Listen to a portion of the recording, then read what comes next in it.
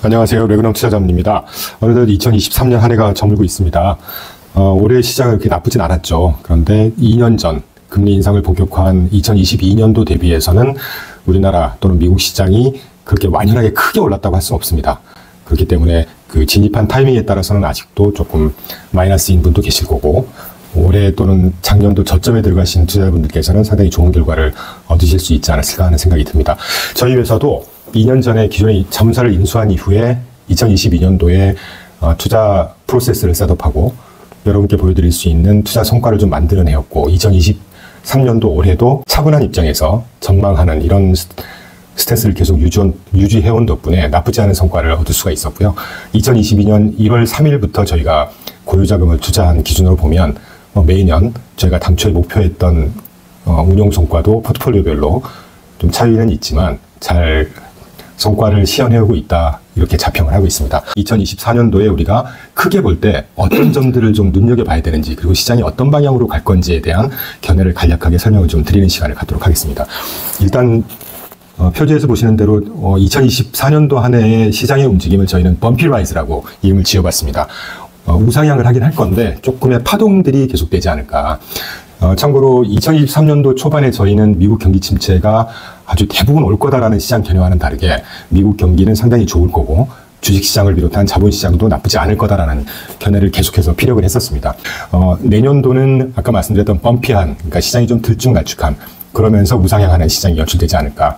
그래서 여러분들의 좀 더 기민한 그리고 좀 차분한 시장 대응이 요구되는 한 해가 될 거다라는 생각을 하고 있습니다.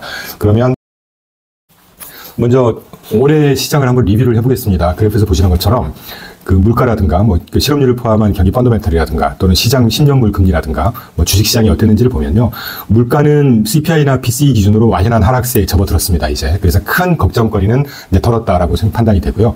실업률 여전히 탄탄하죠. 올해 3.4 갔다가 3.8, 3.9 갔다가 지난 발표 기준으로 3.7로 다시 떨어졌잖아요. 그래서 저희가 누누이 말씀드린 대로 미국의 노동시장 또는 실업률은 그렇게 오를 수 있는 구조적인 상황이 아닙니다. 이따 설명드리겠지만. 그래서 시장에서 일각에서 얘기하는 것처럼 4% 중반대로 치솟을 거다, 이런 거는 조금 더 지나친 억측이라고 판단을 하고 있고요. 환율은 올 초에 1261원 수준이었다가 오늘 현재 1299원이니까 달러 가치는 오히려 1년 동안 한 2.9% 살짝 올랐다. 참고로 저희는 1300원 정도가 적정 환율 수준이라고 보고 있거든요. 그리고 신용물 금리, 이 신용물 금리가 지난 9월부터 시장을 많이 흔들렸고 최근에 또 많이 안정화되면서 시장을 많이 끌어올리는 재료 중에 하나였죠.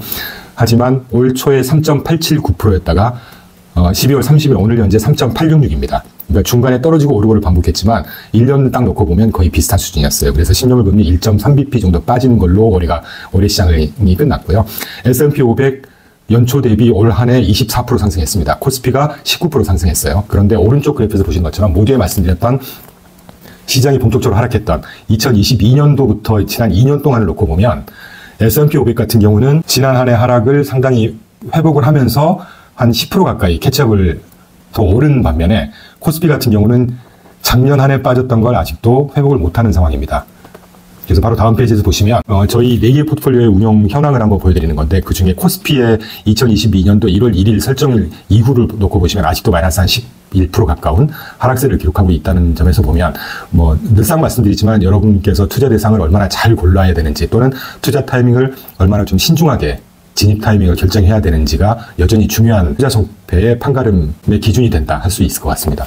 저희 회사가 운용하고 있는 포트폴리오는 보시는 대로 4개가 있습니다. 중위험 중수익을 추구하는 자산 배분형 에셋 알로케이션, 역시 중위험 중수익을 추구하는 대체 자산 중에 리츠 위주의 투자 포트폴리오가 하나 있고요. 그리고 가장 공격적인 이노베이션, 이를테면 주식형이죠. 그리고 가장 안정적인 수익을 추구하는 안정형, 디펜시브 포트폴리오 4개가 있는데, 올 한 해 자산 배분이 한 15.25%, 리츠 자산이 11.8%, 이노베이션이 40.69%, 디펜시브가 9.68% 정도 수익 실현했습니다. 당초에 저희가 이노베이션은 연중을 한 20% 이상 추구하겠다는 게 저희 목표고요. 그리고 중위험 중수익 자산 배분과 리츠는 1년에 10에서 한 15% 사이를 추구하겠다. 안정형은 최소 8% 이상을 추구하겠다라고 하는 것인데, 적어도 올해는 저희가 투자 목표를 잘 무난하게 달성했다 하는 생각을 하고 있고, 저희가 처음 운용을 시작한 작년 22년 1월 2일 이후로 보면 자산 배분이 상당히 발군의 성과를 기록하고 있습니다. 또 시장 대응을 잘한 덕분에 작년 한 해도 한 12, 3% 정도 수익을 냈었으니까요. 그래서 자산 배분이 지난 2년 동안 27.8% 기록하고 있고, 리치는 13.64%, 이노베이션이 9.3%, 디펜시브가 6.19% 정도니까 뭐 엄청 좋은 수익은 아니지만 작년 한 해 시장이 많이 하락했던 걸 감안하면 이 정도면 선방했다 하는 생각을 하고 있고, 중요한 것은 또 차분한 관점에서의 시장을 분석하고 대응하는 전략을 유지할 거고요. 그래서 매년 공격형 그리고 중위험 중수익 각각 한 20% 이상, 또 중위험 중수익은 한 12에서 한 15% 정도를 계속 견제할 생각입니다. 그래서 앞으로도 많이 좀 지켜봐 주시고, 저희가 내년도에는 본격적으로 이제 성장하는 해로 좀 자리매김을 하고자 합니다. 그래서 여러분의 많은 관심과 격려 부탁드리겠습니다. 그러면 2024년도 그 글로벌 하우스들이 각 지역별로 주요 국가별로 경제 성장을 얼마나 할 건지, 또 가장 관심사인 인플레이션을 어느 정도까지 이제 고착화될 건지 다다를 건지에 대한 전망을 저희 견해를 포함해서 지도에 몇 개 제시를 해봤어요. 미국 같은 경우는 실질 GDP 성장률 기준으로 내년도에 1.8% 정도 보고 있습니다. 이거면 나쁘지 않은 수준입니다. 평균 1% 초반 정도에서 중반 정도가 평균 수준이거든요. 그리고 인플레이션은 시장 예상과 다르게 한 2.5% 정도로 보고 있습니다. 시장은 페드의 목표 수준인 2% 정도까지 떨어질 거다, 또는 심지어 더 떨어질 거다라는 견해도 있는데, 이따 말씀드리겠지만 그렇게 떨어지지는 않을 것 같고요. 그래서 2.5%에서 한 3% 정도가 이제 매년 물가 상승률이 되지 않을까. 그래서 앞으로는 고물가 고금리 상황에 좀 적용을 하셔야 되지 않을까 하는 그런 견해를 담은 글로벌 하우스들의 인플레이션 전망 컨센서스라고 할 수가 있네요. 저희는 내년도에는 이머징 마켓 중에 발군의 어떤 성과를 보여주는, 성장세를 보여줄 국가를 꼽으라고 한다면 인도와 멕시코를 꼽았습니다. 그래서 이 정도 말씀드리고, 사실 뭐 GDP 성장률 수치라든가 인플레이션 수치는 크게 의미가 없기 때문에 참고를 좀 해주시고, 인도 같은 경우는 작년 12월 기준으로 해서 인구 자체가 중국을 초과하는 나라가 인도가 됐다는 점을 참고해 주시고요. 이머징 마켓을 좀 더 관심 있게 보려고 합니다. 그리고 우리나라 경제 성장률은 한 2%대로 좀 보고 있는데, 이거보다는 조금 더 떨어지지 않을까. 최근에 우리나라 경제 상황은 수출이 한 14개월 만에 이제 개선세로 전환을 하고, 반도체 경기가 실제 글로벌 시장에서는 이미 개선됐다고 저희는 보고 있고, 지난 2년 동안 저희가 계속해서 투자하고 있는 또 분야 중에 하나가 반도체거든요. 그래서 반도체가 올해부터는 그래도 좀 발군의 성장세를 다시 구가하지 않을까 하는 생각을 하고 있습니다. 그래서 그 덕분에 우리나라 GDP 성장률도 조금은 회복이 되겠지만 2% 정도 되지 않을까 하는 생각을 하고 있습니다. 그리고 참고로 오른쪽 박스는 바클레이스라든가 뭐 CTNA라든가 골드만삭스라든가 이런 데서 예상하는 미국 경기가 소프트 랜딩으로 갈 거냐, 하드 랜딩으로 갈 거냐, 그리고 목표 수준인 2% 물가 상승률을 달성할 거냐, 그리고 페드가 금리를 인하하는데 언제부터 할 거냐, 그리고 S&P 500을 어느 정도 볼 거냐, 뭐 크게는 의미 없지만, 그리고 10년물 국채 금리가 어느 정도까지 떨어질 거냐, 평균 안정화될 거냐라고 하는 것입니다. 그 대부분의 의견을 종합적으로 판단해 보면 미국 경기는 확실히 소프트 랜딩은 한다고들 대부분 판단하고 있고요.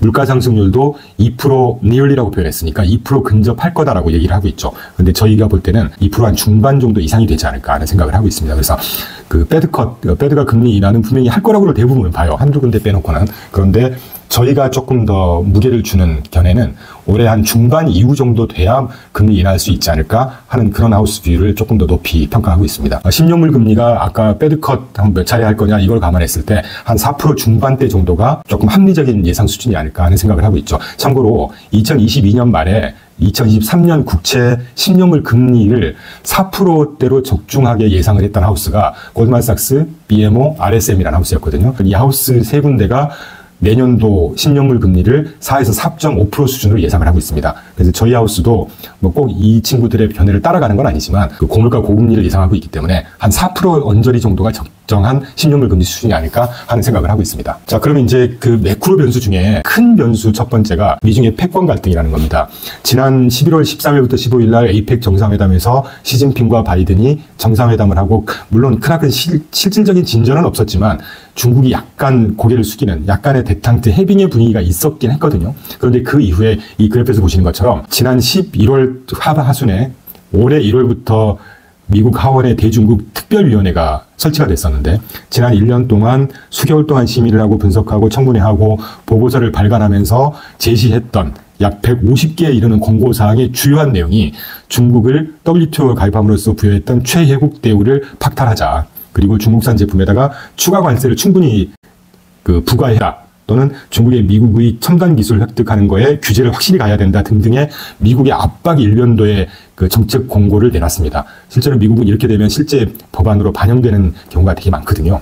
그리고 12월 중순 제너럴 옐런 재무장관이 다시 내년도에 그 중국을 방문하면서 압박을 지속할 거다라고 하는, 계속해서 이 패권 싸움의 면모를 계속해서 보여주는 이런 스탠스로 지금 유지를 하고 있어요. 그래서 앞으로 미국 패권 갈등은 잠깐 얼어붙었다가 좀 해결 방안이 나오면 다시 풀리고, 뭐 시장에 큰 영향이 없을 거다라고 하는 이런 변수가 아니고 앞으로 당장 뭐 5년이 될 건 10년이 될지는 모르겠습니다만 저는 개인적으로 앞으로 한 향후 10년 내에 이 패권 싸움에 판가름이 날 거라고 보는데 그 기간 동안에는 이 패권의 갈등이 상수가 되지 않을까?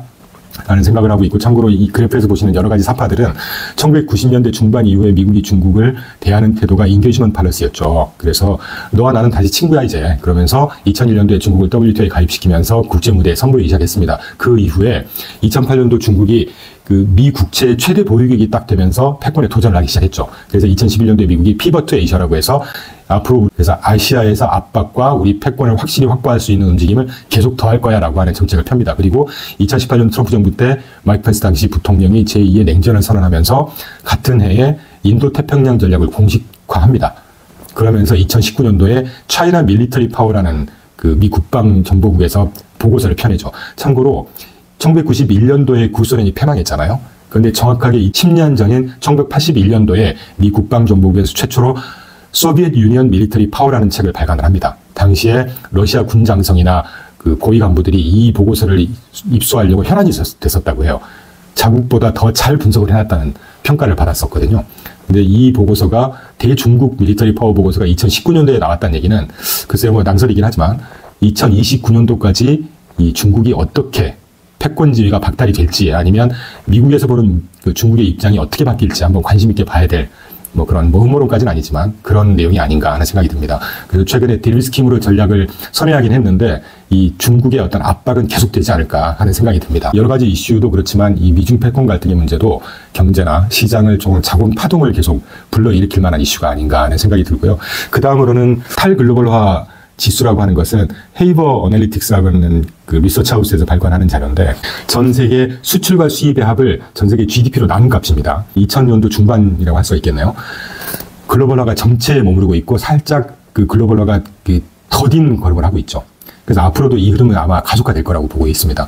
그래서 뭐 이따가도 말씀드리겠지만 여러 선거나 이런 것들이 중요한 이유가 이 파퓰리즘이나 또는 자국 우선주의, 경제 민족주의겠죠. 그리고 지역 분쟁이 좀 더 다각화될 거고 또 빈번해질 거고 또 지역화가 가속화될 거고 이런 큰 움직임으로 볼 때 지난 한 20-30년 동안 글로벌화가 계속됐었다면 오히려 이제 이 탈글로벌화가 전 세계 경제 구조적인 어떤 변화를 가져다 주지 않을까 하는 예측을 하고 있습니다. 그리고 세 번째로 사실은 이 ESG라는 거 아마 많이 들어보셨을 거예요. ESG라고 하는 것은 기업을 포함 이 지구상의 기업을 포함한 모든 조직이 장기 성장을 꾸준하게 할 수 있도록 사회적인 책임, 환경 책임을 제대로 하자는 거거든요. 그런데 이거를 ESG 인테그레이션이라고 부르는 것은 이런 사회적인 움직임을 실제 투자에도 이제 적용을 시키자는 얘기입니다. 이 ESG 인테그레이션 투자에 적용하는 이런 움직임은 지난 1997년도에 글로벌 리포팅 이니셔티브라고 하는 단체가 네덜란드에서 처음 출발한 이후에 급기야 2022년도 3년 전에 Institutional Investors Group on Climate Change라고 해서 IIGCC라는 단체가 출범을 다시 합니다. 그때 당시에 전 세계 금융기관, 투자기관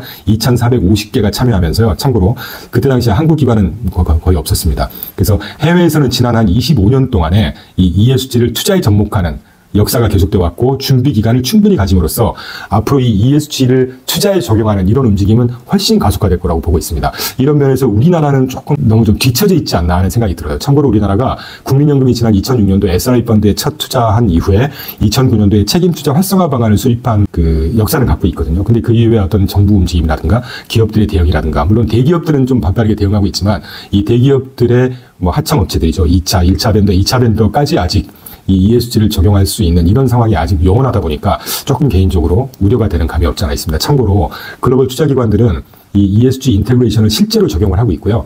뭐 골드만삭스라든가 JP모건이라든가 블랙락이라든가 뭐 전 세계를 어떤 뭐 지배라고 할 수 하긴 좀 뭐하지만 이끌어가고 있는 투자하우스들은 이 ESG 관련한 투자 플랫폼을 이미 다 만들어서 적용을 하고 있습니다. 뭐 골드만삭스의 마키라든가 모건스탠리의 ESG W 플랫폼이라든가 JP모건의 ESG Q라든가 블랙락의 알라딘이라든가 이런 플랫폼을 공식화하면서 실제 투자 대상을 선정하는 기준에 접목을 하고 있고 또는 뭐 녹색 기술 같은 지속 가능한 테마에 선별적으로 투자를 한다든가 또는 ESG 평가를 할 때 부정적으로 레이팅이 매겨진 기업들을 투자 배제를 한다든가 좀 더 적극적으로는 의결권 행사를 적극적으로 한다든가 이렇게 반영을 하고 있고 이런 영향이 올해부터는 조금 더 본격화될 거라고 생각하고 있고 차트에서 보시는 대로 이렇게 되면 기업들은 분명히 탈탄소 방향의 에너지를 전환해야 될 겁니다. 그럼 거기에 드는 비용이 단기적으로는 기업들의 이익을 조금 더 짓누를 것이거든요. JP모건 LTCM이 거기에서 제시한 오른쪽 그래프를 보시면 기존의 전 세계적으로 그 에너지 전환하는 데 들어가는 비용이 약 5조 정도 됐었는데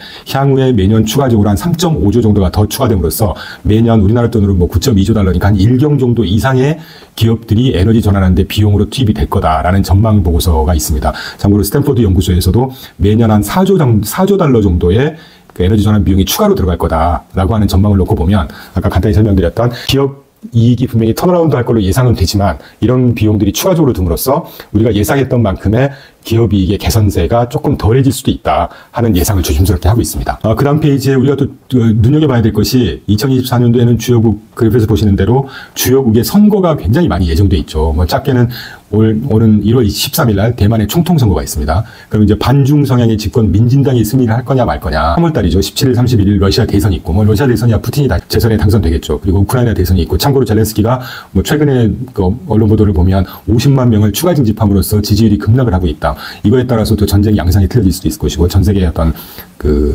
뭐 정치적인 움직임이 또 확 바뀔 수도 있는 이런 변수가 되지 않겠습니까? 그리고 6월 달에는 EU의 유럽 의회 의장 선거가 있죠. 그러면 이제 이게 중요한 것이 마린 르펜이라든가 이런 분들처럼 우파 의장이 당선이 되냐 마냐에 따라서 이 정책의 그 움직임도 어떤 우파적인 움직임이 될 거냐 또는 조금 더 완화적인 움직임이 될 거냐에 따라 크게 그 변수로 작용할 공산이 있고요. 가장 중요한 건 11월 5일 날 미국 대선이 있죠. 뭐 짧게는 그 IRA법 같은 경우도 저희는 가능성은 아주 낮다고 보지만 트럼프가 만약에 재선이 되면 IRA법을 없애버리겠다고 공을 하고 있잖아요. 물론 2017년도에 오바마 케어 없애버리겠다고 했다가 없애지 못했습니다. 뭐 저희는 트럼프가 당선이 된다고 하더라도 정책적인 기조가 크게 바뀔 거라고 보진 않는데 어쨌건 시장의 어떤 작은 변동성의 요인은 되지 않을까. 그래서 이런 부분들을 좀 관심 있게 봐야 될 것 같고 그 이유가 향후의 어떤 정치적인 양극화라든가 우리가 보통 폴러라이제이션이라고 얘기를 하는데 또 파퓰리즘이 대두가 되고 왜 그러냐면 그 유권자들이라는 건 보통 금리가 높은 것보다는 낮은 걸 요구할 거고 재정 집행이 적은 것보다 많은 걸 요구할 거고 뭐 이런 파퓰리즘이 대두가 되지 않겠습니까? 거기에 따라서 정부 재정 문제라든가 부채 문제도 좀 더 심각해질 수 있을 것이고 이거에 따르면 다시 시장 금리가 올라가거나 또는 물가가 또 상승하는 요인이 될 수가 있겠죠. 그래서 이런 경제 민족주의라든가 이런 것들이 어떻게 흘러가는지 결국 대선이라든가 뭐 총선 이런 결과가 어떻게 그 결과가 나오는지도 초미의 관심을 좀 가지고 우리가 접근해야 되지 않을까 하는 차원에서 몇 가지 말씀을 드렸고요. 조금 더 시장 관련한 이슈로 넘어가서 그래프에서 보시는 대로 인플레이션은 분명히 하락 기조로 들어선 것 같긴 합니다. 그러나 저희 하우스는 먼저 이 말씀을 드리죠. 이 작은 그래프에서 보시는 대로 이 생산자 물가 지수라든가 소비자 물가 지수를 보면 이 보라색으로 써드린 생산자 물가 지수는 이미 2%에 도달을 했습니다. 2%라고 하는 건 상징적인 의미가 있죠. 페드가 매년 물가 상승 목표치를 코어 PCE 기준으로 2%를 삼고 있거든요. 그래서 생산자 물가 지수가 2%로 이미 떨어져 있다는 것은 소비자 물가 지수를 선행하기 때문에 소비자 물가 지수 확실히 떨어지긴 할 겁니다. 그런데 작은 우측 그래프를 보시면 임금 상승률도 떨어지고는 있지만 지금 제가 USAHE 4%라고 써진 거는 average hourly earning이라고 해서 시간당 평균 임금 수준이거든요. 이게 이제 4%인데 저희가 조심스럽게 예상하기로 월간 시간당 노동 임금이 지난달 0.2% 상승해서 0.4%로 다시 좀 올라오고 있는 추세고요. 임금 상승률 같은 경우를 보시면 지난 1월 달에 4.38% 올랐다가 6.15% 올랐다가 급기야 올해 6월 달에 7.1%까지 다시 상승을 합니다. 그러다가 9월 달에 5.18% 떨어지는가 싶더니 지난 11월 달에 6.487%로 다시 3개월째 상승하고 있어요. 그리고 하나 더 말씀드리면 우리가 임금 쪽 종합 지표라고 할 때 인플로이먼트 코스트 인덱스라고 합니다. 이제 임금을 포함해서 어떤 뭐 보너스라든가 뭐 어떤 지원하는 뭐 프린지 베네핏 이런 것들을 다 포함한 종합적인 임금 지표인데 ECI라고 부르는 인플로이먼트 코스트 인덱스가 지난 2, 4분기 이후에 상승세를 계속 지속하고 있다. 이런 것들을 보더라도 물가가 트렌디하게는 하락세로 접어들었지만 뭐 월별 또는 분기별 이 임금 쪽의 어떤 압박이라든가 이런 것들이 물가 하락세를 조금 더 제한하는 이런 요소로 작용이 되지 않을까 하는 생각을 하고 있어요. 그래서 결론적으로 말씀드리면 이 물가가 견조하게 하락했다는 것을 너무 안도하기에는 좀 성급한 시장 상황이 아닌가 하는 생각을 하고 있습니다. 이를테면 1월이라든가 2월 달에 먼스 데이터가 월별 데이터가 다시 좀 올라가는 거로 나온다. 그러면 또 페드의 어떤 스탠스가 다시 변할 수 있고 뭐 이런 것들에 대한 시장 기대가 또 엇갈리면서 시장이 조금 더 변동적인 어떤 그림을 연출할 수 있지 않을까? 이걸 또 좀 대비해야 되지 않을까 하는 생각을 하고 있습니다. 그리고 금융정책은 뭐 지금 보시는 대로 지금 미국만 놓고 보면 지금 정책금리가 5.5%, 시장은 올해 인슈런스 것 보험성 인하를 포함해서 한 6차례 이상 인하할 거라고 보고 있습니다. 6차례 인하한다는 거는 한 회차당 0.25% 인하니까 뭐 한 1.5%, 5.5에서 1.5% 인하해서 한 4% 정도까지 떨어질 거다라고 예상을 하고 있는데 저희 하우스는 글쎄요, 뭐, 시기가 중반 이후일지, 뭐, 3개월 시장이 예상하는 것처럼 올 3월부터 인하를 할 수 있을지는 모르겠지만, 3월부터 바로 인하하기는 사실 녹록치 않아 보인다 하는 게 저희 하우스의 뷰입니다. 그래서 중반 정도부터 인하하기 시작해서 한 3차례 정도 인하를 할 수 있지 않을까. 그래서 0.75% 인하하면 지금 현재 5.5%에서 한 4.5% 또는 4.7% 정도까지 정책금리가 형성이 되지 않을까 하는 생각을 하고 있습니다. 그래서 최근에 시장의 컨센서스, 제가 여담을 좀 말씀드리면, 지난 2년 동안 저희가 시장을 본격적으로 제대로 보면서 느낀 바는 시장은 그 패드를 대상으로 또는 정부 정책 위반하는 분들을 대상으로 너무 기대감이라든가 희망사항을 너무 강하게 접목을 시키는 것 같아요. 그래서 시장이 조금 더 쓸데없이 흔들리는 이런 그림도 많이 있다고 보거든요. 참고로 제롬 파월을 포함한 패드 정책위원들은 주식시장에 관심 갖지 않습니다. 실질 경제, 실물 경제를 어떻게 하면 골디락스 수준으로 꾸준하게 유지할지가 가장 큰 관심이지 주식시장이 뭐 얼마 오르고 빠지는 건 관심 없거든요. 그래서 이런 것들을 감안했을 때 탄탄한 경제, 미국 경제 펀더멘털, 그리고 앞서 말씀드린 대로 여전히 타이트한 노동시장 같은 걸 감안했을 때 공격적으로 시장이 예상하는 것처럼 6차례 이상 그 금리 인하를 할 수 있는 가능성은 좀 적지 않을까? 그래서 저희는 뭐 정확하게 못 맞출 수도 있지만 한 3차례 정도 인하하면서 한 4% 중반 정도의 정책금리를 형성하지 않을까 하는 생각을 하고 있습니다. 그리고 이제 뭐 간단히 큰 그림을 오늘은 좀 소개해드리는 거기 때문에 미국 경기 결론적으로 소프트 랜딩을 잘 안착하고 좌측 그래프에서 보셨던 것처럼 보통 우리가 잠재 성장률을 파란색이라고 한다면 보라색이 실질 잠재 성장률이라고 우리가 볼 수가 있거든요. 그런데 미국은 사실은 지난 1년 동안 2023년도 예상외로 탄탄했죠. 그래서 공격적인 금리 인하가 이 탄탄한 실질 경제 성장률이 잠재 성장률을 훨씬 하회하는 수준으로 침체가 올 거다라는 예상을 했었잖아요. 그런데 미국 경기는 결론부터 말씀드리면 지금까지의 데이터를 놓고 적어도 본다면 소프트 랜딩은 확실히 가능할 것 같습니다. 그래서 빨간색으로 제가 그려놓은 대로 소프트 랜딩 그 흐름으로 갈 것 같고요. 이렇게 되면 크나큰 조정은 없지 않을까. 다만 뭐 작은 움직임, 작은 파동에 따라서 이제 범피한 우상향을 연출하지 않을까 하는 생각을 하고 있고요. 좀 구체적으로 말씀드리면 이 잠재 성장률이라고 하는 것은 노동 요소들이죠. 자본, 노동력, 생산성에 따라 결정이 된다고 하면 실질 경제 성장률은 소비라든가 정부 지출이라든가 뭐 기업과 정부를 포함한 투자 그리고 수출 수입 뭐 이런 것들이 결정짓지 않겠습니까? 정부 지출 같은 경우는 2022년도 7월 기준으로 3,642빌리언인 것이 최근에 3,843빌리언으로 지속적인 증가를 계속하고 있습니다. 그리고 경상수지조차도 수출과 수입을 반영하는 미국의 경상수지조차도 작년 1월 달에 마이너스 284빌리언이었다가 올 9월 달에 200빌리언으로 개선되고 있는 추세예요. 그리고 저는 개인적으로 가장 중요한 지표라고 보는데 노동 생산성을 보면 2022년도 말 4분기 기준으로 마이너스 6.3% 성장을 했다가 지난 2022년 3분기 기준으로 플러스 5.2%로 아주 견조한 성장세를 기록하고 있습니다. 이렇게 그 여러 어떤 그 세부 지표라든가 실제 데이터를 놓고 본다고 해도 미국 경기는 소프트 랜딩이 거의 확실시되지 않나 하는 생각을 하고 있고요. 뭐 구체적으로 한 몇 가지만 살펴보죠.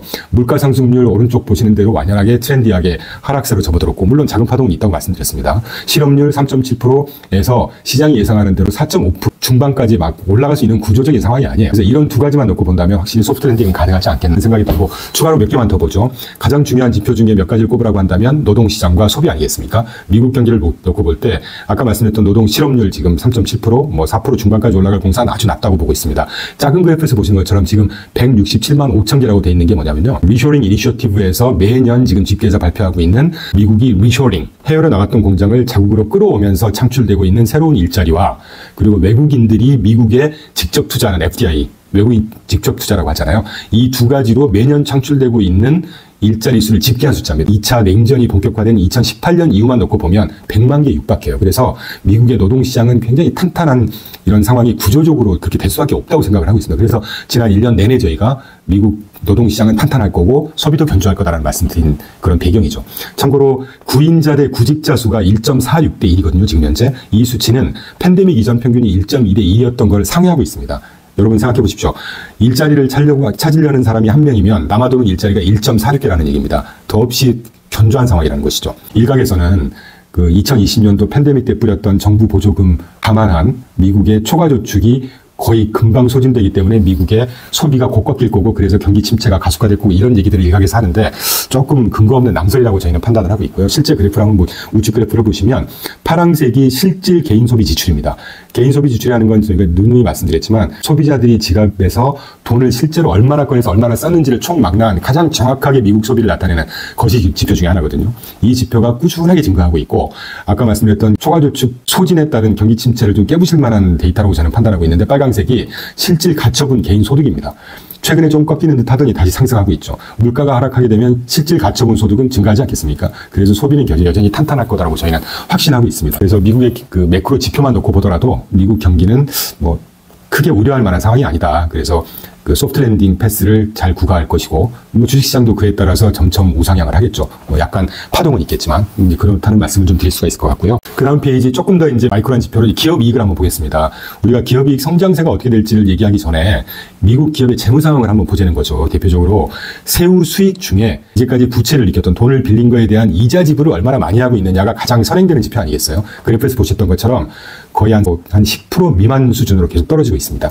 이 추세는 앞으로도 크게 변함이 없을 거라고 보고 있고요. 그래서 미국의 재무 상황 굉장히 탄탄한 수준이고 이걸 기반으로 해서 시장 대부분의 기업이익 성장성을 아주 낙관적으로 보고 있습니다. 우측 위아래 그래프를 보시면 2024년도에도 개선될 거라고 보고 있고 특히 아래 그래프에서 그 디벨롭드 인터내셔널이라고 해서 전 세계 선진국들의 기업이익이 2023년도 1.7에서 내년도 6.1%를 성장할 거라고 보고 있는데 그중에서 미국 수치는 올해 0.8에서 내년도 11.4%로 아주 견조한 상승세를 예상하고 있어요.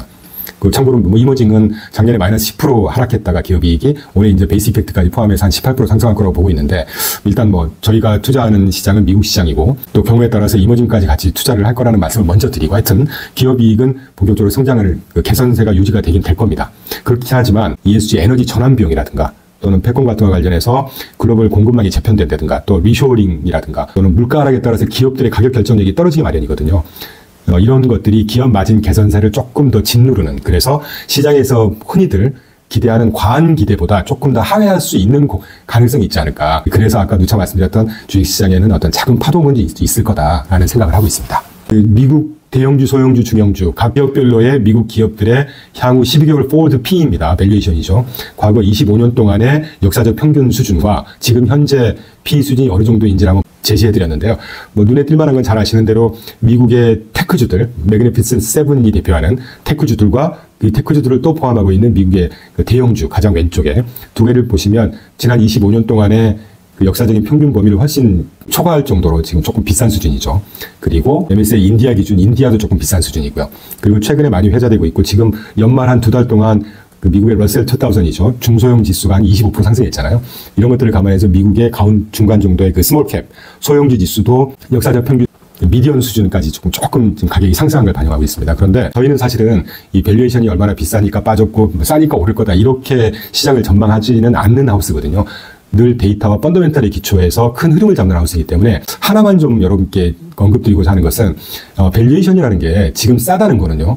앞으로 올라갈 공산도 있지만 그만큼 시장에서 평가를 못 받는 근거가 있기 때문에 싼 거 아닐까? 반대로 밸류에이션이 지금 테크주들이라든가 미국의 대형주처럼 역사적 평균보다 좀 비싸지고 있다는 얘기는 그만큼 높은 평가를 받을 만한 성장성이라든가 뭐 시장의 어떤 개선세라든가 이런 것들이 가만히 돼 있기 때문에 밸류에이션이 비싼 거 아닐까? 뷰도 여러분께서 생각을 해봐야 되지 않을까 하는 생각이 듭니다. 뭐 그런데도 불구하고 분명한 것은 미국의 중소형주들은 분명히 조금 더 좋은 분위기가 당분간 지속될 겁니다. 다만 여러분 역사적으로 그 중소형주들이 대형주가 이끌어가고 간 이후에 보통 중소형주들이 시장을 이제 뒤늦게 이끌어가는데 그게 한 두 달 전부터 반영이 시작됐다고 보고 있고 그 기간이 평균 6개월 이상 지속하는 구간들이 거의 잘 없습니다.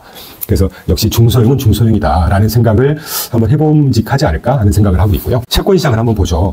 사실 채권 시장이라고 할 때는 보통 유튜브라든가 모든 전망하시는 분들이 과거 2년 전에 10년물 금리 또는 정책 금리가 0%, 0.5% 이하였고 지금 현재가 뭐 3.5%든 4%든 수준이니까 무조건 떨어질 거야. 그래서 장기 국채에 투자하면 부도 위험 없이 인컴 수입과 가격 캐피탈 게인을 충분히 먹을 수 있어. 이런 논리로 채권 제시를 하는데 저희는 누차 말씀드리지만 채권은 굉장히 변동성이 심한 지표 중에 하나고 좀 기민한 전략적인 접근이 필요한 분야라고 생각을 하고 있습니다. 실제 이 채권이라고 하는 것이 모든 자본시장 경제 지표 중에 가장 중요한 지표라고 보고 있거든요.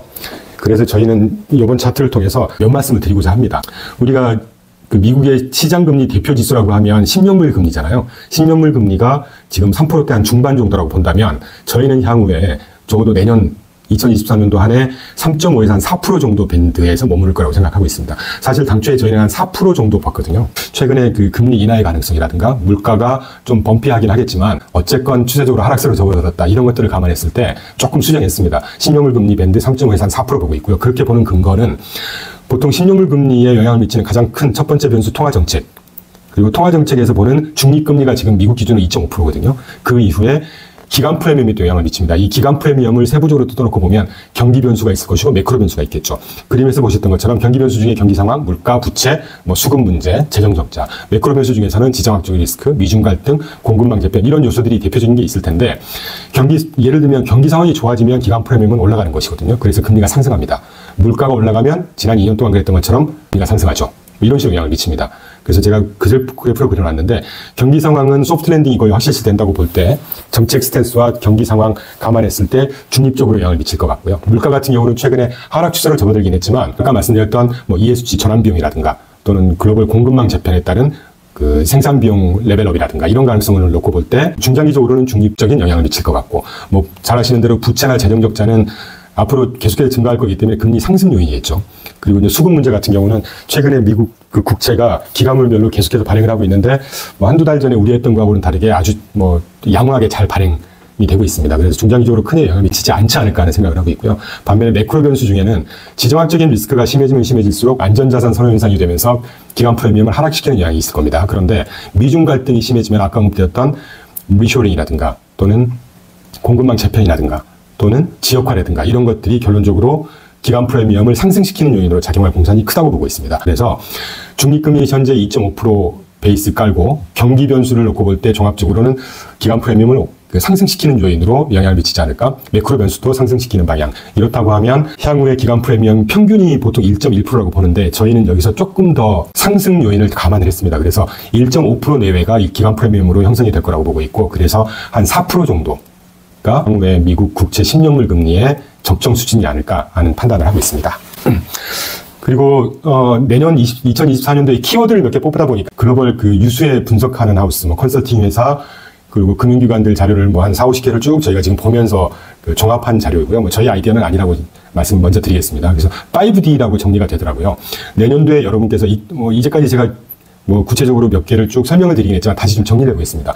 내년도에 우리가 시장이나 경제 또는 전 세계의 흐름을 크게 영향을 미칠 5가지를 본다면 탈글로벌합니다. 탈글로벌하고 하는 것은 결국은 공급이 좀 감소되는, 증가되더라도 좀 더디게 증가하는 압력으로 작용할 것이고 물가는 전반적으로 상승 압력이 있을 거다라는 생각을 하고 있고요. 그리고 잠재 성장도 소폭 하락하겠죠. 인구 구조 변화, 인구가 기본적으로 감소하는 국가, 일본, 중국, 유럽 일부 국가들이 있습니다. 이거에 따라서 노동 인구 대비 은퇴 인구가 또 고령화되면서 증가하고 있잖아요. 전 세계 평균 지난 몇 년 동안 그 노동인구 대비 은퇴 인구가 11.8%에서 14.8%로 증가했습니다. 선진국만 놓고 보면 23.2%에서 29.1%로 증가했어요. 여기에다가 플러스 이 생산성이 개선되는 거가 긍정적인 영향을 미치려면 노동 집약적인 산업 비중이 커져야 되거든요. 그런데 은퇴 인구가 증가하면서 서비스 집약적인 산업이 증가하게 됩니다. 그래서 생산성 효과를 제한할 수가 있는 이런 구조적인 변화가 좀 목도가 되고 있어요. 그래서 공급이 점차 축소될 것이고 잠재 성장률 역시 하락할 것이고 국가 부채, 은퇴 인구가 증가하면서 국가 부채는 증가하겠죠. 그렇게 되면 물가 상승 압력, 금리 상승 압력으로 작용할 거다라는 생각을 하고 있습니다. 반면에 AI를 기반으로 디지털화가 가속화될 걸로 보고 있어요. 이렇게 되면 기술 발전이 될 것이고 인구 구조가 변하게 됨으로써 직면하게 되는 도전을 상당 부분 상쇄해주지 않을까 하는 기대도 있습니다만 이건 장기적으로 생산성이 향상될 것이고 기업이익이 제고될 것이기 때문에 우리가 자본시장을 투자하는 좀 단기적으로 보는 저희 하우스도 마찬가지고 그런 견지에서 본다면 디지털화라는 것이 앞서 봤던 탈글로벌화, 인구구조 또 다음 살펴볼 탈탄소화 이런 것들에 단기적으로 크게 상쇄시키는 긍정적인 영향을 좀 적지 않을까 하는 생각을 하고 있습니다. 그리고 네 번째 탈탄소화인데요. 아까 ESG 말씀드렸던 것처럼 단기적으로 에너지 전환에 필요한 투자가 더 증가가 될 겁니다. 이게 투자가 많이 투자라는 것이지 기업들 입장에서는 비용인 거잖아요. 그래서 장기적으로야 성장이 해당되는 분야는 성장할 것이고 물가가 하락하고 공급망이 제고된다는 전망들이 많이 있습니다만 단기적으로는 공급 균열이라든가 또는 기업들의 마진 회복폭을 상당 부분 좀 억누를 거라는 이런 전망이 대부분이더라고요. 그래서 기업 이익을 너무 낙관하면서 물론 개선되는 방향으로 턴어라운드는 할 겁니다만 그 기대 수준만큼의 성장세를 달성할 수 있을까 하는 의구심을 좀 드는 상황이고요. 그리고 이제 부채야 늘 중요한 이슈니까 뭐 부채 문제도 좀 감안을 해야 될 것 같고, 이 정도 내년 한 해 아주 크나큰 매크로 변수를 좀 제시를 해드릴 수 있을 것 같습니다. 마지막으로 저희 하우스의 투자 전략은 매크로 분석을 해서 탑다운하는 투자 전략을 기본적으로 갖고 있고, 또 해외 ETF로만, 다시 말씀드리면 미국 ETF로만 시장을 대응해서 수익을 달성하는 투자 전략이 있고요. 세 번째가 저희는 전 세계 투자 대상 자산을 9개로 나누고요. 그 각각의 투자 대상 자산에 해당하는 하부 운용 전략을 57개로 저희 기준으로 나눕니다. 그렇게 해서 시장을 촘촘하게 대응하고자 하는 투자 전략을 견지하고 있거든요. 지난 2년 동안도 아주 양호한 수익률 성과를 달성했던 것이 이런 투자 전략을 기반으로 했기 때문이 아닌가 하는 판단을 하고 있고요. 그리고 기본적으로 또 글로벌 분산을 견제할 것이고, 이래서 이 네 가지 매크로 접근, 미국 ETF로 투자된 57개의 하부 운용 전략별로 시장을 촘촘하게 대응한다. 그리고 글로벌 분산 투자한다. 이 네 가지 투자 전략은 앞으로도 계속 견제할 겁니다. 이걸 기반으로 해서 내년도에 저희가 투자 운용 전략으로 삼을 몇 가지 키워드는 정책 집행이 계속 될 거라는 가정하에 유틸리티 분야를 지속 투자를 계속할 거고요. 그리고 금리가 하향 안정화되면서 국채와 글로벌 리츠가 상당히 투자가 유망한 분야가 아닌가 하는 생각이 들고, 향후에 그 4차 산업혁명이 아주 기반이 되는 인공지능, 자동화는 앞으로 시장의 리더십을 계속 유지할 거라고 보고 있습니다.